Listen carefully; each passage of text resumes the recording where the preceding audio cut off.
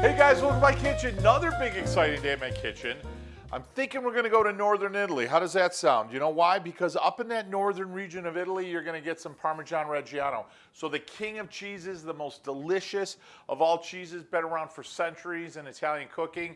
So now I'm thinking, how could I take that cheese, the king of cheeses, and actually make it better? Or maybe not even make it better, just make it delicious with a nice little treat. Something kind of fun, kind of simple. I'll tell you, a lot of fun for the kids, no doubt. They're gonna love these. So what we're gonna make today is some Parmesan Reggiano chips, kind of crisp, kind of like wafers, and they're fun and easy and simple, and they're delicious.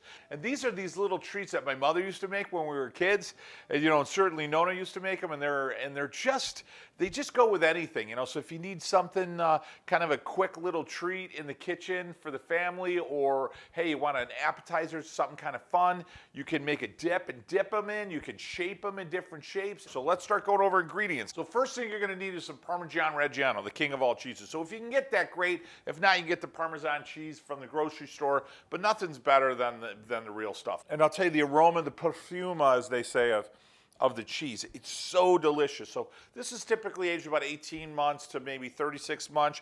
And you'll get that vecchia, which means that it's kind of an older, they stretch out. Stracchia vecchia means it's stretched out the aging process. So if you can get that 18 to 36 month, I'll tell you, that's certainly the way to go. We're gonna go with maybe 6, no more than 8 ounces, so just shy of a half a pound will be perfect for this. We're gonna need some breadcrumbs. So we're gonna have some bread sticks left over from last night. They're non-flavored, which is what I'd recommend.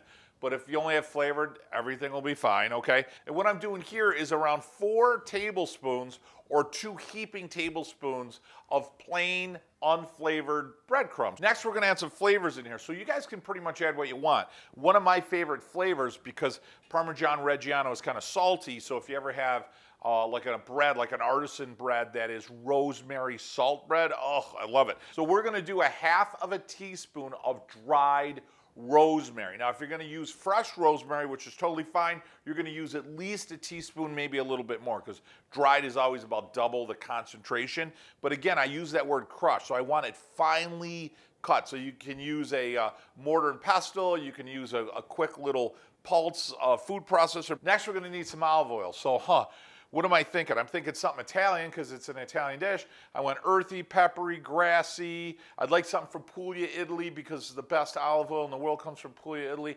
Where would I go? Oh, I know where I'd go. I'd go get some Vito and Joe. So anybody new to our channel, certainly, and I want to give a huge shout out to our subscribers. We've been just growing over the last few months, and I really want to throw out a big appreciation to all you guys that subscribe. But anybody new to our channel, I own a farm in Italy. It's right above the heel. It's in Puglia, Italy. And we co-op with a whole group of farms to bring us some of the best extra virgin Italian olive oil you're ever gonna have. I know you're thinking, oh my gosh, how do I get my hands on it? How do I get it in my tummy? I'm gonna tell you right now, hit the link above or below, or go to my webpage, Cooking Italian with Joe. Click buy it now, grab yourself a few bottles. We'll drop ship it right to your front doorstep. I like to think of it as taking a trip to Italy right in bottles. Then we're gonna need a grater. Now my advice on the grater is, I like a larger grate. I'd like a larger grind. If I do too fine, you lose a little bit of the texture. I like a little bit of the texture. I want it to be cooked all the way through, but I want to still retain some body, some texture to the cheese. So I find a larger grate would be perfect. Another thing you're gonna need is a fried pan. So I like something around this big. This will be perfect because we're gonna be able to cook about maybe 3 to 4 at a time, which will be great. Next, guys, you're gonna need some parchment paper. So you're gonna take out a sheet and you're gonna cut that sheet right around the size of the hot portion of your pan here, and what that'll do is we're gonna cook or fry these right on top of that surface. It'll prevent them from sticking. You slide them right out, you let them cool, and then you just keep reusing that parchment paper. First thing, I'm gonna take my grater, I'm gonna take my cheese, just gonna put it in the bottom, and I'm gonna go ahead and start grating that 6 to 8 ounces of Parmesan cheese. Got my cheese all grated, now I'm gonna add my breadcrumbs. So guys, I took my mortar and pestle and just pulverized my rosemary, and then I'm just gonna go ahead and throw it right in there. And now real simple, guys, I'm gonna take a fork, and I want to give this a really good stir. The big concern here is I want breadcrumbs and my rosemary to be equally distributed here, because I want that flavor to go the whole way through my my crisp, my chip. A couple other tips that make these come out molto deleccio is if you subscribe to the channel, that would be number one. There's a red square right there. Click it. You got to hit that notification bell. Smash that like button, no doubt about it. And when you subscribe, hey, anything I got coming up with, let's say, recipes, trip to Italy. I don't know if you guys have been following us on Instagram or Facebook page. We're doing a lot of work on the villas out there and a lot of work on the land, and all that'll come right to your notification box. It's certainly a lot of fun to follow, and I'll tell you, it means the world to me when you subscribe to the channel. Hey, it makes you part of the family, you know. And again, guys, a huge shout out to you guys that are already subscribers and you're part of the Cooking Italian with Joe family. I love it. Part of the familia, you know what I'm saying? And then listen, olive oil, you probably already clicked it. I can hear it being shipped. Okay, let's start cooking some chips. Guys, a real quick trick here just so they don't stick. Just take some olive oil, Vito and Joe's, pop it right on the bottom of the pan, okay? And then you're gonna take a piece of parchment paper, you know, that you can roughly cut, right, to put on the bottom, okay? So go ahead, just pop that on there. Then what I like to do is just take the parchment paper and then give it another brush. I found this is a great way so the chips don't stick to the pan. Now we're gonna get cooking. So I'm gonna take about 1.5 tablespoons of my cheese, mix and pop it right on there. Guys, once you start to see that nice brown, almost a burn right around the edge, we're good to go. So I'm gonna pull it right over to the counter and then just pull your parchment paper right off. This will cool down really quick. And there you go, look at that. Is that perfect or what? Beautiful crisp. And I'm gonna go ahead and start making some more. Isn't that simple, beautiful?